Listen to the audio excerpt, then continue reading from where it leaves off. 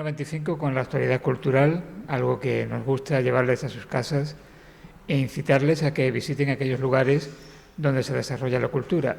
Así que nos hemos trasladado a la sala de exposiciones, a la Galería Nítido, que se encuentra pues en la parte sur de la Alameda, en un lugar que bueno, todo el mundo dice donde las estatuas de Dalí, o las falsas estatuas de Dalí, habría que decir, pero sí, efectivamente, en esa zona es donde se encuentra. Y voy a hablar con una artista plástica que ella se llama Mireia Cifuentes. Generalmente estamos acostumbrados a hablar de personas que nacen en Andalucía y se marchan a Cataluña.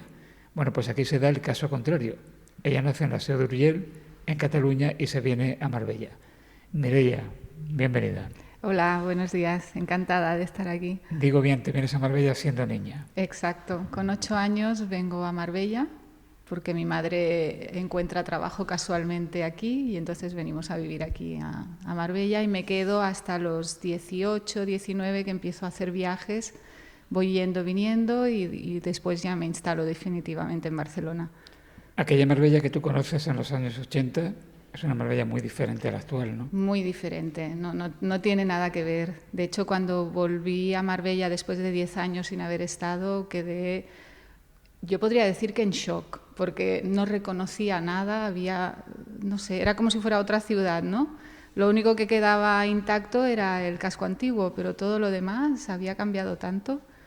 Pero a pesar de eso, sigue teniendo algo, ¿no? El aire, la atmósfera, el mar, a ver, evidentemente sigue teniendo ese toque especial que tiene Marbella, ¿no? Sí, además Mireia ha destacado algo que yo creo sumamente importante, el hecho de que en Marbella el casco antiguo se ha conservado, porque es una auténtica joya, eso no se puede deteriorar nunca. Sí, que eso es algo que me alegro muchísimo, porque no en todas partes han sabido conservar estos lugares que son tan especiales y emblemáticos, o sea que me alegro muchísimo de que aquí siga siendo así. ¿Y cómo llegas al mundo de la creación?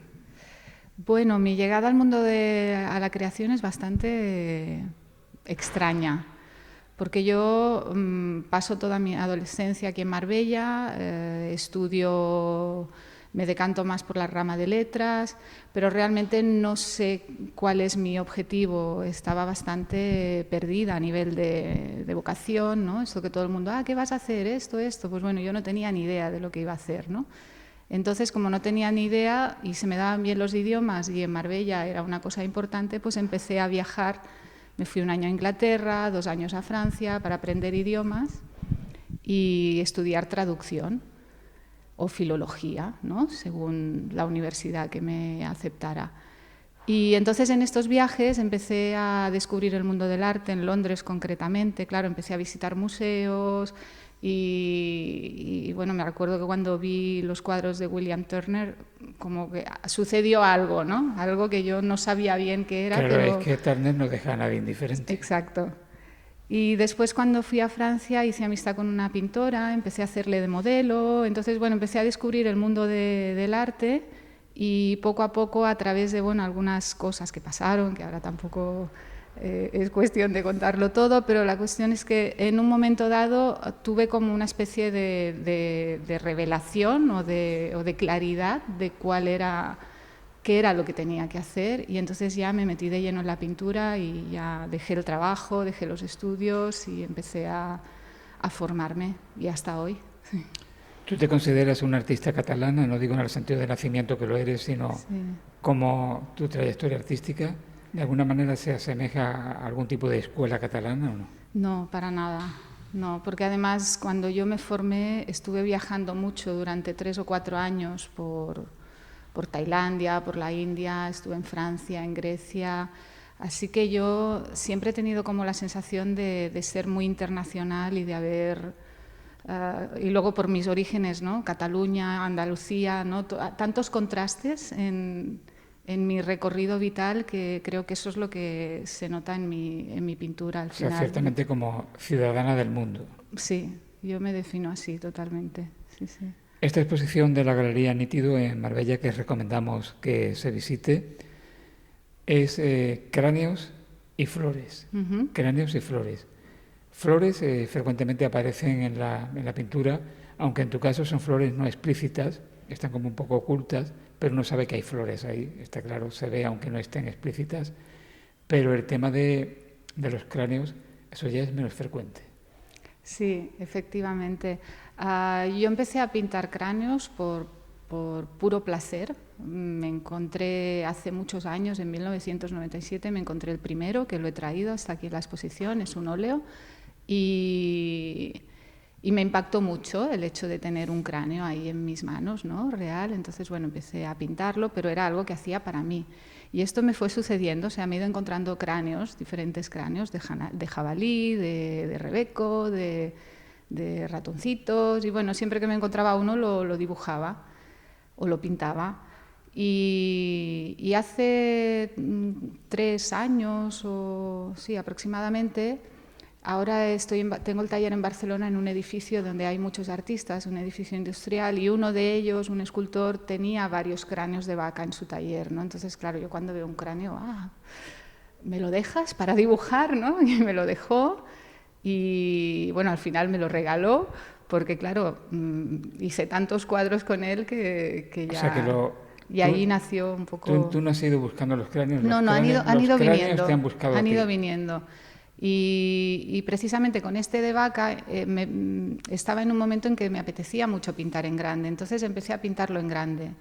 Y me habían propuesto hacer una exposición en una galería a 1 año vista. Y entonces ahí me surgió la idea de hacer varios cráneos grandes y completarlo con todos los cráneos que había ido haciendo a lo largo de estos años. Y así surgió el hacer una exposición de los cráneos, y detrás de la experiencia de los cráneos fueron surgiendo las flores, ¿no? Como para completar el ciclo, ¿no? Claro, De eso te iba a nacimiento y decir, muerte. porque hoy día que siempre se habla en todo de maridaje, de entrada es un maridaje difícil, flores con cráneos, algo que es una eclosión de colorido, de vida, podemos decir, Sí. con el cráneo que representa, en este caso, y siempre creo yo, la muerte cuando es el esqueleto lo que aparece, ¿no? Pero es verdad que si tú te fijas en la naturaleza es algo que va muy unido. O sea, tú caminas por un bosque en invierno que es todo, ¿no?, gris, muerte, putrefacción, y después en primavera empiezan a brotar esos verdes, esos colores. Entonces, para mí, a nivel natural, era algo... O sea, era un ciclo natural, ¿no? Además, es algo que surgió instintivamente, ¿no? Con lo cual... vi el paralelismo con los ciclos naturales. Bueno, estos cráneos te llevan a una pintura realista, figurativa, que más bien se parte un poco de tu trabajo habitual, más bien abstracto, ¿no? Sí, porque empecé en mis primeros años, hacía una pintura muy realista, muy figurativa. Después, durante varios años, hice una pintura más abstracta. Y en los últimos años hacía un poco una fusión, ¿no?, entre ambas, entre realismo y abstracción. Y curiosamente, al pintar los cráneos, supongo que por el hecho de que habían surgido, ¿no?, que era algo que había surgido a través del tiempo, hubo como un retorno a los principios, y entonces varios de ellos son muy realistas. Hay cierto misticismo también en estos cuadros. Sí, evidentemente, ¿no? Creo que el tema de la muerte es algo que enseguida nos lleva a nuestra parte más íntima, más profunda, ¿no? Y esto está relacionado con lo espiritual, con lo místico, se sepa o no se sepa, se acepte o no se acepte, ¿no? Creo que es algo a lo que todos estamos conectados de una manera u otra. Esta muestra tuya de Marbella, ¿qué periodo temporal abarca? ¿Cuánto tiempo te ha llevado a hacer estos hacerla? Bueno, claro, si tenemos en cuenta los cráneos, desde 1997, porque fue cuando hice el primero.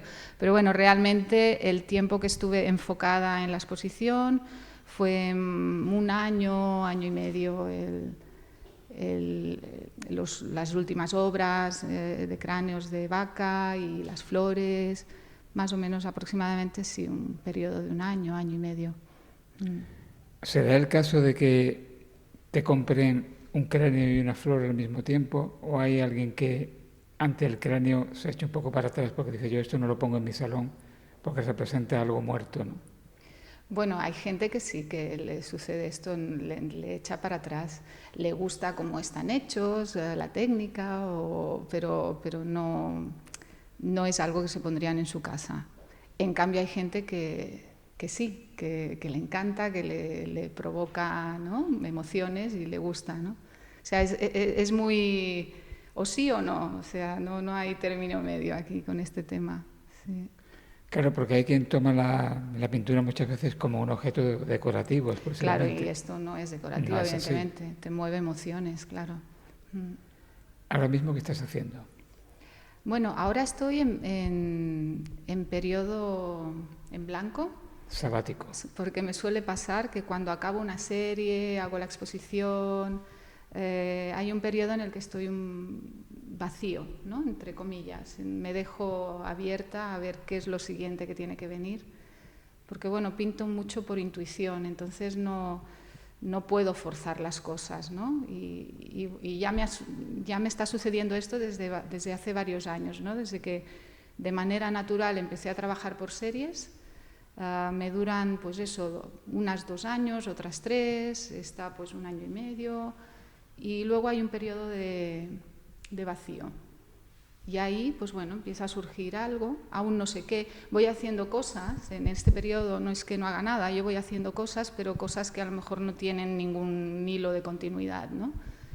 Y luego de pronto algo me engancha, no te sé decir por qué, y entonces ahí empieza una nueva serie. Y cuando ya me ha enganchado, después viene el concepto, empieza a entender por qué, ato cabos y ya toma sentido, ¿no?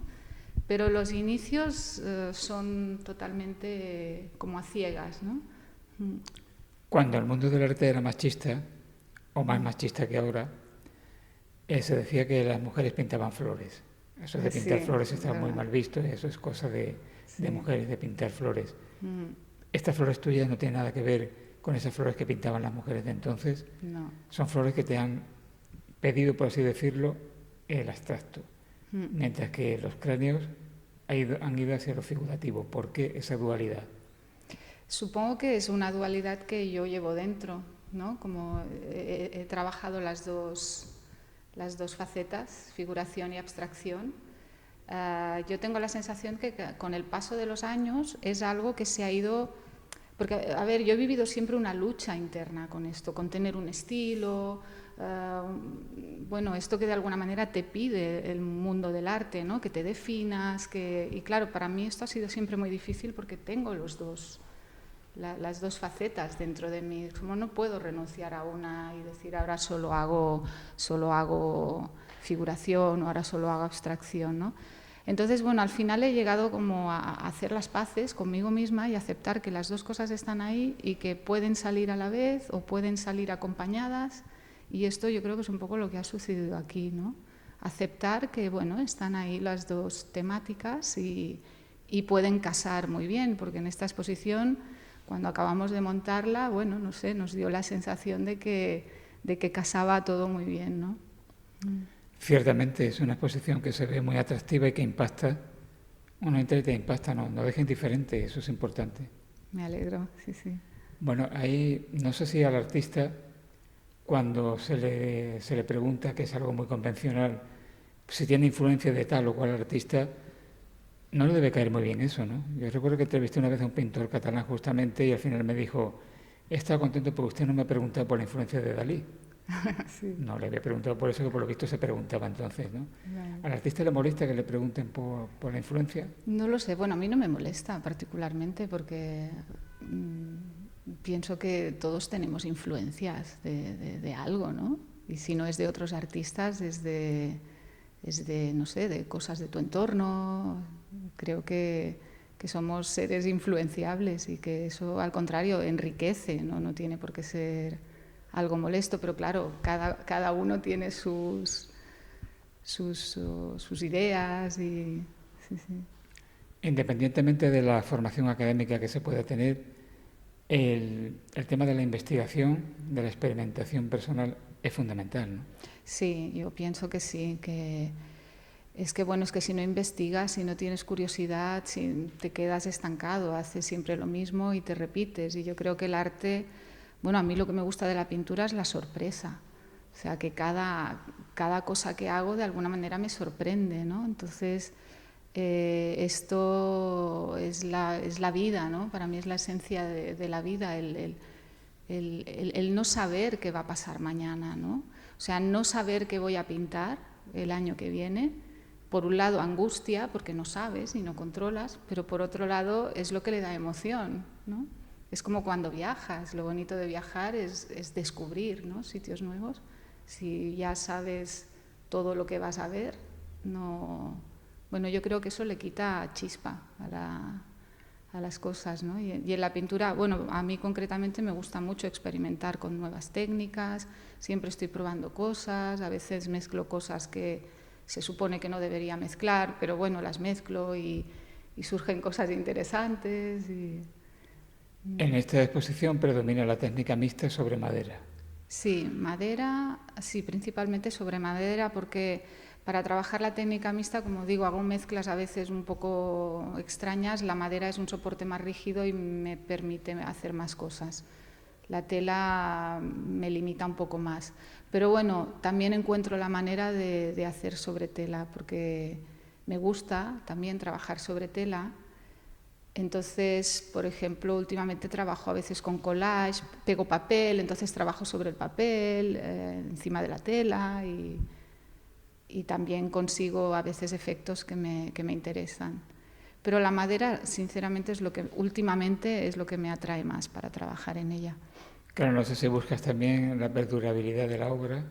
Bueno, eso siempre se tiene que tener un poco en cuenta, ¿no? Para que los materiales, a ver, que la combinación de materiales, digo que hago mezclas extrañas, pero a ver, sé perfectamente que no puedo poner acrílico encima de óleo, o sea, ¿no? Hay algunas cosas básicas que sabes que no puedes saltártelas, porque luego la pintura se resquebraja o se estropea, ¿no? Pero bueno, dentro de esto es un poco, claro, con la práctica, con los años, ya sabes qué puedes mezclar y qué no, y dónde te puedes arriesgar un poco. O sea, un cuadro viene a ser algo así como una receta de cocina, donde Algo se va así. añadiendo. Sí, sí.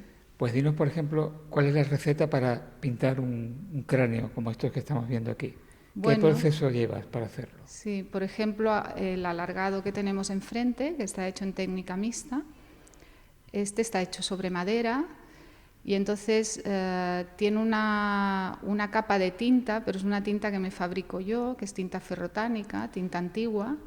Entonces es una mezcla de óxido de hierro mezclado con goma arábiga, tanino, que es otro pigmento natural, mezclado con goma arábiga. Cuando los mezclas sale el negro, se crea la tinta. Entonces lo mezclo, porque la veis que la base es muy oscura, la tinta bastante aguada, para que no cubra todo. Pero luego también voy poniendo capas, el amarillo del cráneo que veis es el óxido de hierro que da este tono. Y entonces voy jugando, pues esto, mezclando. Incluso a veces dejo que queden rastros de pigmento, en vez de colarlo perfectamente para que no quede, que la tinta quede limpia, pues dejo que queden rastros de polvillo y eso le da textura. Añado papel también, ahí hay papel de seda, hay algo de gesso, hay algo de carboncillo. También utilizo bastante la lija para lijarlo. Al poner papel, ¿no? Quedan grumos. No me gusta que el cuadro dé esa sensación de viejo, ¿no? Como esas paredes viejas que el tiempo ha desgastado, que no sea evidente que has pegado ahí de todo para que te coja textura, ¿no? El asunto de la relación de los artistas con las galerías siempre ha sido un tema un poco controvertido. No siempre se ha llevado pacíficamente, ¿no? Sí. Bajo tu punto de vista y por tu experiencia personal, ¿cómo es ahora esa relación entre artistas y galerías?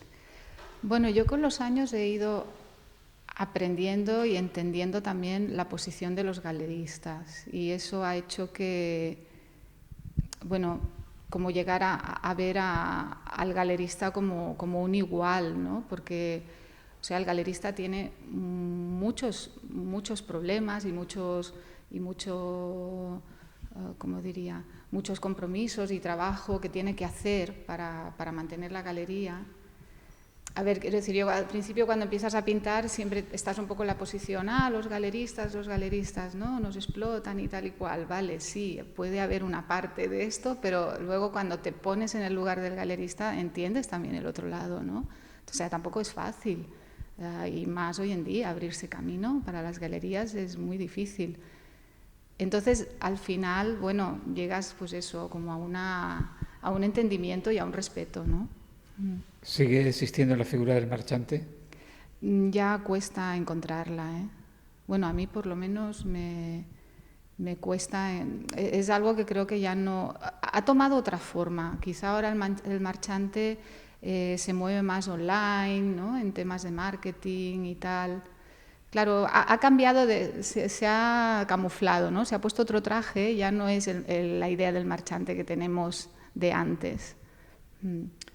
¿Y hoy día qué es arte? ¿Qué podemos concebir como arte? ¿Un tiburón en formol, por ejemplo? ¿Un cuerpo humano operado 75 veces? Aquí me pones en un compromiso, ¿eh? Bueno, tendrás tu opinión, ¿no? Sí. Bueno, yo creo que hoy en día hay muchos fuegos artificiales y mi sensación es que el arte es algo que tiene que estar un poquito más meditado, que tiene que tener un poquito de solera, ¿no? Como los vinos, que con el tiempo van... Y no cualquier cosa vale, y hoy en día la sensación que tengo es de que cualquier cosa que llame un poco la atención ya puede valer, ¿no? Y no tiene que ser tampoco que es que todo tenga que estar muy trabajado, no, a veces algo muy sencillo puede tener mucho impacto y mucha profundidad, ¿no? Y creo que un poco esta sensación de profundidad hoy en día se está perdiendo. Bueno, no es que se esté perdiendo, porque está ahí, eso es algo que estará siempre ahí, no lo podemos obviar. Simplemente no se le presta la suficiente atención.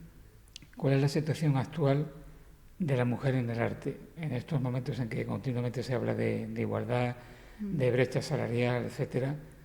En el mundo del arte, la mujer sigue estando todavía, digamos, un poquito marginada.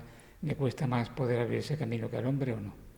Bueno, quizá un poquito, pero es evidente que ya ha cambiado, ¿no? O sea, a mí personalmente yo nunca me he sentido marginada en este mundo, pero es verdad que sí, que hay mujeres que por el hecho de ser mujeres pues han tenido más problemas. Pero bueno, pienso que es algo que está cambiando y que estamos en buen camino, ¿no? Para llegar a acuerdos y entendimientos, ¿no? Que al final es lo que importa. Los artistas se llevan bien entre ellos. Quiero decir, ¿hay una relación de cordialidad o hay una competencia donde cada uno se encierra en su producción y no le interesa mucho lo que hacen los demás? Bueno, yo creo que eso es igual que con los artistas, es igual que con todo el mundo, ¿no? O sea, hay quien es muy competitivo y se encierra y hay quien no. Encuentras de todo como en todas partes, ¿no? Sí que es verdad que se dice que en el mundo del arte, o sea, que los artistas tenemos mucho ego, etcétera, pero bueno, yo tengo muchísimos amigos artistas y que nos ayudamos mutuamente. Entonces, al final yo creo que depende de cada persona, ¿no? Si tú tienes mucho ego, seguramente te encuentras mucho ego en el mundo de los artistas y fuera del mundo de los artistas, ¿no? Bueno, actualmente en el mundo de la creación en general hay ciertos límites que antes no existían, o fronteras o incluso censuras, porque hay siempre algún colectivo que se molesta con alguna expresión literaria o musical. ¿En el mundo del arte plástico también? Creo que no sucede tanto. La sensación que tengo es que no sucede tanto. Yo la verdad es que tampoco soy una persona que esté muy metida en los medios, ¿no? Soy un poco solitaria, no me gusta mucho estar metida en todo porque, bueno, me distrae, simplemente no por nada. Y la sensación que tengo es que quizá en el mundo de la música esto es, o la moda, etcétera, esto es más evidente, ¿no? Que en el mundo de la pintura.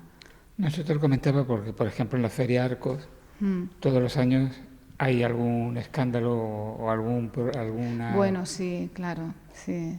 Siempre hay alguien que expone una obra provocativa Sí. y parece que no hay libertad de expresión para hacer eso. Sí, sí, tienes razón, ¿no? Pero igualmente, insisto, creo que en el mundo de la... Claro, también el mundo del arte es más minoritario, ¿no? Entonces quizá por eso no... A nivel de día a día no lo notas tanto, ¿no? Como lo puedes notar con otras cosas. Se dice a veces que, por ejemplo, en España hay más escritores que lectores.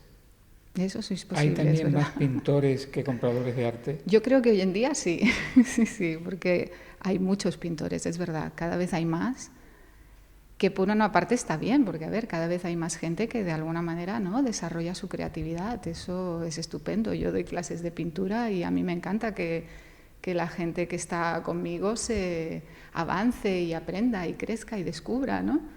Entonces eso, en cierta manera, es bueno, pero claro, al final... Pues justamente te iba a preguntar por eso, por el mundo de la docencia, en un doble sentido. Lo que tú estabas diciendo del artista que transmite sus conocimientos, que hay muchos artistas que efectivamente dan clases, y también cómo se contempla el arte, no digo la historia del arte, sino el arte como ejecución, como praxis diaria en los sistemas educativos. Se contempla muy pobremente, ¿no? Muy pobremente. Eso es algo que sí que es muy triste, pero porque claro, ahora las clases de plástica se han eliminado de muchos colegios. Eso es algo que a mí me parece terrible porque pienso que es fundamental y que al revés, tendrían que darle más importancia a esto, porque hoy en día que tenemos tantos estudios científicos, neurológicos, está demostrado que el arte es muy bueno para el desarrollo y el crecimiento de los niños. Entonces, esto es algo que no acabo de entender por qué, teniendo todos estos datos, ¿no?, comprobados científicamente, siguen sin valorar esta faceta, ¿no?, de la educación. Claro, muchas veces se piensa que la creación, en amplio sentido, y entre ellas la plástica, pues no contribuye a nada productivo, o sea, no hay un rendimiento económico, se busca, eso pasa en los estudios en general, carreras técnicas, que hay salida profesional, las humanidades se marginan, porque no tiene, digamos, una aplicación productiva inmediata. Sí, pero bueno, esto yo creo que es un error que vamos arrastrando digamos, de la época industrial, ¿no? O sea, de todos estos últimos años, ¿no?, en el que la mente científica ha tomado la delantera y se han obviado a ver otras partes del ser, ¿no? O sea, no todo es práctico, no todo es mente, no todo es medible. O sea, hay muchas dimensiones en el ser que están ahí y que son evidentes y que antiguamente quizás se valoraban, pero a raíz de toda la modernidad, ¿no?, han ido quedando en segundo plano. Pero también lo que ves es que creo que esto a la larga también pasa factura. Pasa facturas, pues bueno, emocionales, la gente se deprime y luego vienen a pintar y resulta que descubren algo que los anima. O sea, que pues es evidente que estamos en un mundo muy materialista, pero bueno, yo espero que aprenderemos la lección y volveremos a recuperar. Estoy muy de acuerdo, porque yo creo que todo ser humano debe tener una faceta creativa, Claro. no para dedicarse profesionalmente o para no hace vivir de falta, eso, sino ¿no? sencillamente como una especie de autoterapia, ¿no? Claro, sí, sí. Es que, a ver, necesitamos hacer cosas con nuestras manos.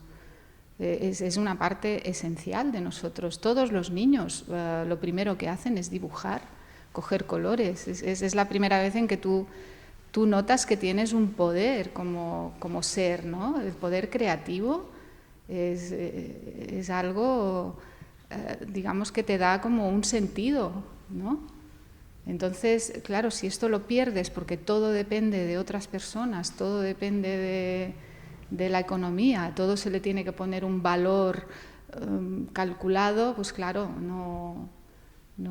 eso no se puede desarrollar, ¿no? ¿Es la primera vez que expones por aquí, en Málaga? Bueno, expuse también aquí con Nítido, con Lía, cuando inauguraron la galería, y fue una exposición colectiva. Colectiva, sí. Sí, fue la primera vez, y ahora individual es la primera vez también. Bueno, se dice que hablar de cuestión económica es de mala educación, pero bueno, yo creo que se puede tolerar más o menos hacer alguna alusión. Lo digo porque tú vives del arte ahora mismo. O sea, combino la docencia con las exposiciones y la venta de mi obra. Eso es, digamos, pero sí, me dedico solo a esto. Desde que empecé a los 23, ya he vivido siempre de esto, de una manera u otra. He pasado épocas con muchos apuros, pero he seguido, he persistido y luego las cosas han ido mejorando. El artista plástico actual, cuando ya los papas no encargan obras como pasaba en el Renacimiento ni nada de eso, ¿le gusta trabajar con independencia absoluta de lo que pinta? ¿O si alguien le encarga algo, es como una especie de maná que viene ahí a solucionar un problema? Bueno, los encargos siempre son bienvenidos, porque efectivamente lo que dices es como que por lo menos estás trabajando y sabes que vas a cobrar por ese trabajo, porque luego cuando haces tu obra personal, la haces pero no sabes si va a salir del taller o no. Entonces, sí, los encargos siempre son... Bueno, a mí me gusta, aparte que me gustan los encargos porque a veces te sacan un poquito de lo que estás haciendo, ¿no? Te obligan a tratar otro tema que no estabas tratando y bueno, eso siempre enriquece. Entiendo que tu experiencia con la Galería Nítido es muy positiva, Sí. porque esta es la segunda vez que estás Sí, sí. y seguramente habrá una tercera. Esperemos. Además, Lía es una buena amiga de la infancia y estoy contentísima de que haya abierto la galería. Aparte creo que están haciendo ella y su marido, José Luque, están haciendo un trabajo muy bonito aquí en Marbella, ¿no? Intentar traer cultura artística aquí es una labor, ahora no me sale la palabra, encomiable, ¿no? Encomiable. Encomiable. Sí. Pues Mireia, gracias por esta charla contigo. Muchas amena. Gracias. Podríamos seguir hablando de arte, que es algo que yo creo que interesa más de lo que aparentemente uno piensa. Sí, yo creo que sí, seguramente. Lo que pasa que es algo que parece que no...